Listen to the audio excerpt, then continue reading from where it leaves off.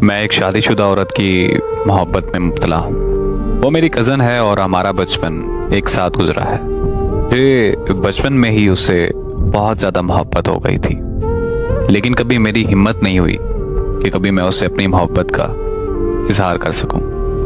اور پھر جب محبت کے اظہار کرنے کا وقت آیا تو ہمارے والدین کی آپس میں لڑائی ہو گئی۔ اس لڑائی کی وجہ سے ہم دونوں کا ملنا جلنا بھی بند ہو گیا، اور پھر 11 سال بعد ہمارے والدین کی آپس میں صلح ہو گئی۔ لیکن صلح کے وقت میں خوش نہیں تھا، بلکہ میرا دل خون کے آنسو رو رہا تھا، کیونکہ جس سے میں بچپن میں محبت کرتا تھا وہ کسی اور سے شادی کر رہی تھی۔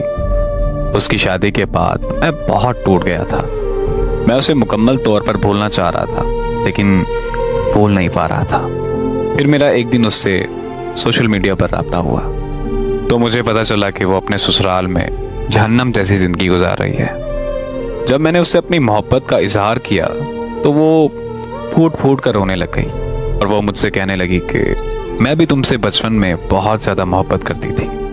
تو وہ مجھ سے کہنے لگی کہ ہمارے والدین کی لڑائی کے بعد مجھے لگتا تھا کہ ہمارے والدین کی جلد صلح ہو جائے گی، لیکن 11 سال گزر چکے تھے اور میری امیدیں مکمل طور پر ٹوٹ چکی تھیں۔ پھر میرے گھر والوں نے میری شادی رکھ دی تو میں نے مان لیا کہ تم میری قسمت میں نہیں ہو۔ کاش کہ ہمارے والدین کی لڑائی کبھی نہ ہوتی تو میں آج جہنم جیسی زندگی نہ گزار رہی ہوتی۔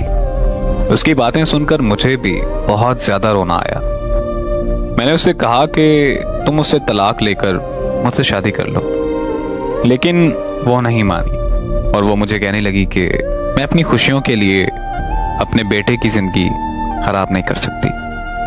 وہ آج مجھ سے دوست بن کر بات کرتی ہے، لیکن میں آج بھی اس سے بے انتہا محبت کرتا ہوں اور ہمیشہ کرتا رہوں گا۔